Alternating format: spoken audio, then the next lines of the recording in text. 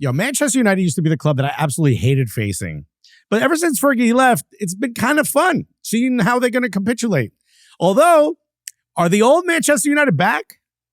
Well, look, Michael Carrick has won 2 huge matches against Premier League title contenders, which for me is enough to earn the job at Manchester United. Yeah, but it's just 2 wins. Are Premier League fans like making too much of just 2 wins, though? I don't know if look, I'm not a Manchester United fan, but if you beat Manchester City, your rival in your city, and you beat the team in first place with all the chaos and tumultuousness that is Manchester United these last couple of years. Look, they're currently in 4th place from last season, 17th or whatever. They're currently in 4th place, which is I can't even imagine. I did not think this is the season they would be having. They've had a up and down kind of season, and for them to be in a Champions League spot right now, it's not to say that they've done everything right, but they've clearly found some level of belief. Whether that, I don't know if that's necessarily in Michael Carrick, but just the fact that Amorim is gone, and maybe that was too much of a distraction. Maybe he was too authoritarian. Maybe he was too mean. I don't know. But what I'm going to say about Amorim is it feels like he didn't get the full. I'll say that. I'm going to finish that sentence, but first I want to say the first part, because if not, everyone's going to call me crazy. Michael Carrick seems like the right guy for this squad. More importantly, he feels like the right guy for a team like Manchester United, because what I see a lot of in my time being a fan of the sport in England is sometimes you have to have the right demeanor and the right look to be a Premier League manager for a team at the level of Manchester United. This goes back to remember Van Nistelrooy? Oh, he looks so managerial. Oh, look, he's wearing a turtleneck and a blazer. Oh, sure. My God. So, the way you carry yourself on the pitch, for some reason, Manchester United fans need that as well. You can't just be a tactician if you're kind of nebbishy or a little nerdy or too eccentric. It's too much for them. You know what I mean? I need a dad-like figure. That's kind of their mentality sometimes. And Michael Carrick fits that. He's a little bit stoic. He doesn't get rattled easily. He's not a little douchey in his responses to the media. And Amorim sometimes came across that way. He seemed too cool, too young sometimes. These people make too much of what he wore to the training facility, that kind of stuff.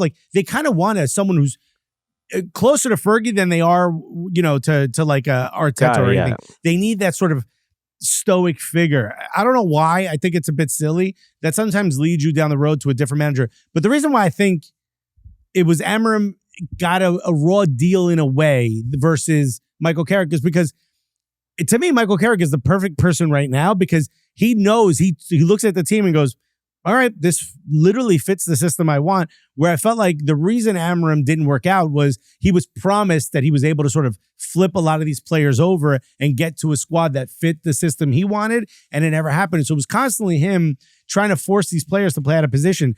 And I know he made a lot of those transfer decisions on his own, and I know he picked a lot of these players.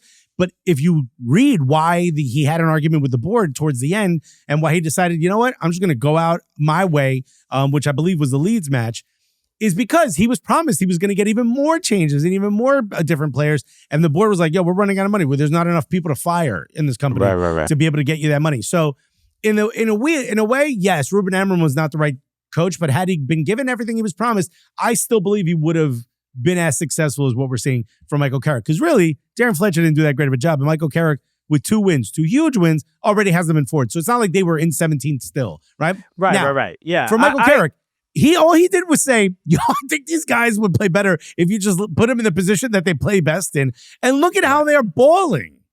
Yeah, I mean, I kind of feel the same way. I do think Amorim got so much resistance and pushback from players, from the board, from all this other stuff. And ultimately, I probably think he would have done fine and, at least allowed himself to get to a consistent place. I don't know. Michael Carrick has been the manager, the interim manager in the past, and they've moved on from him. Manchester United overall, I think they're like sort of too hopped up on their own like sort of ego of like what they think the club should be, right? The year that they finished second with, was it Mourinho or with Solskjaer? Only got a Solskjaer, he finished second, yeah. And it's like not good enough. We got it, and that is you can't have that mentality. Like second, it's like what we talked good. about. It's like what we talked about with Real Madrid. It's like you can't be the only team that wins ever. You know what I mean? Yeah, and I don't know what is the outside forces that are pressuring, that are putting that much pressure where second is not good enough. To me, it's kind of crazy, especially because look at what you've had, right? It's been a miserable the last like 7-8 years. So, overall, look, Michael Carrick getting these 2 wins. I mean, the way they won against Arsenal at the Emirates. Look, to the Arsenal's corners, and then they gave up another goal and kind of a late equalizer. And after Arsenal scored that goal, I'm like, they're gonna win this game. They're at home, the crowd is behind them, and for Matheus Cunha to score that goal, I mean, Dorgu's goal and Cunha's goal, but Cunha to still find that kind of inspiration and heart towards the end, like they did not give up and still wanted that. That's a huge win for Manchester United. I mean, it means more. To me, the win against Arsenal means more to Manchester United than the loss by Arsenal to Manchester United. Like their season is not derailed. As an Arsenal fan, I could argue that because I have emotions. Sure. But I guess the point you're making is I think, on top of that, it's amplified even further because I agree with you. The fact that the 2 wins have come back to back, right? Like the win against Manchester City. Oh, okay. Maybe you surprised them with new tactics and City weren't able to prepare. You know what I mean? Well, everybody at Arsenal saw what you were going to do. You know what I mean? There's a lot of iPads on the pitch side, on the sideline for Arsenal. Every one of those iPads already got all your game tape. We already know how you like to play. And you could have watched Middlesbrough back when, in some of the highlights from Middlesbrough to see how Carrick what he was going to do. He did it, and it was still fairly effective. And at the end of the day, I still think Arsenal, for most of that game, showed they kind of didn't have that extra oomph that it takes to win. They got beaten by 2 worldies. The difference for me, and it's like, as an Arsenal fan, it's frustrating, but I'm also like, all right, how often are teams going to be able to do that to you? Not often. So I'm not like ultimately that worried. It just feels like Arsenal are starting to fail a little bit. Right at the same time, they seem to fail every year. But table that to the side. When I look at what happened in Manchester United, the difference is Cunha and Dorgu were confident enough to take those strikes in those moments. That's something that you didn't often see under Amorim. Amorim felt to me like kind of like the Greg Berhalter towards the end of his run at U.S. men's national team.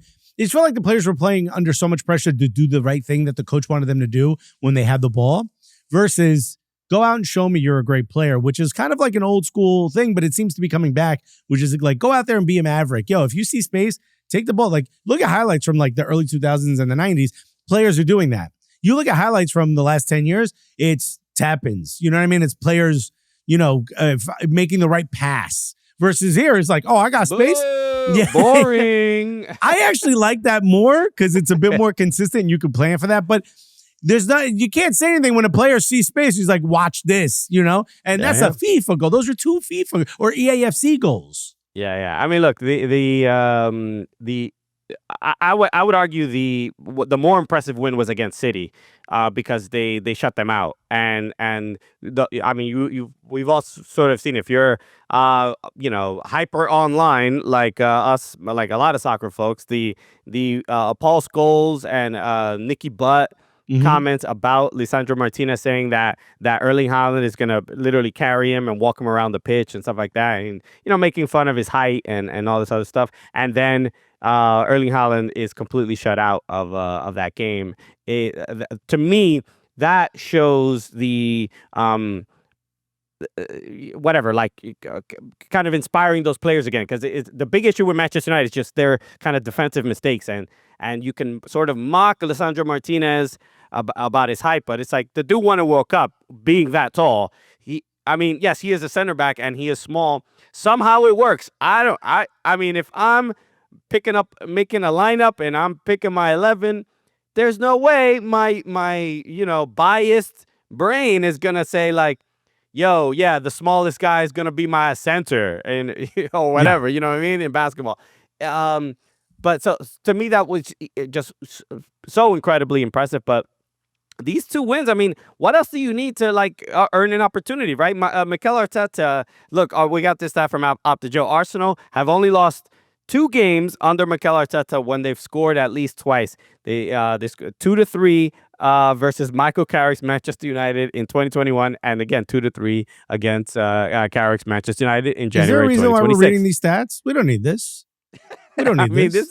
These are interesting stats. I mean, I don't know if that says anything specific to Michael Carrick. Maybe he knows how to handle Mikel Arteta's Arsenal squad, but it's impressive to say the least. I mean, if he would have beaten Wolves and Leeds, I'm not here making the argument that he should be the manager. But these are 2 huge wins with a lot of pressure, and one of them was away at the Emirates against the league leaders right now. I say you give him an opportunity with the full managerial job. I just think for me, I think it's still too early to say that. Prove to me across the stretch of a season, he couldn't get Middlesbrough into the Premier League, and eventually that's kind of what cost him his job at Middlesbrough. So prove to me that you can end a season as strong as you started it, because you certainly have started your career at Manchester, or at least this part of your career as a Manchester United. Do you think he doesn't finish the season as the manager? Unless it's a complete collapse from this point out, there's no reason to say he doesn't finish off the season. I think he's first in line right now for the job as the full-time manager or head coach, because they don't have managers anymore, a full-time head coach for Manchester United. The difference is he has to finish as strong as he started. If he gets them into a Champions League position, he's not going to win the league. He's 12 points behind Arsenal. I don't think that's too much of a gap to close. Yeah. But if he finishes in a Champions League position, he's the manager of Manchester United or the head coach, and he deserves it. He absolutely deserves it. Without a doubt.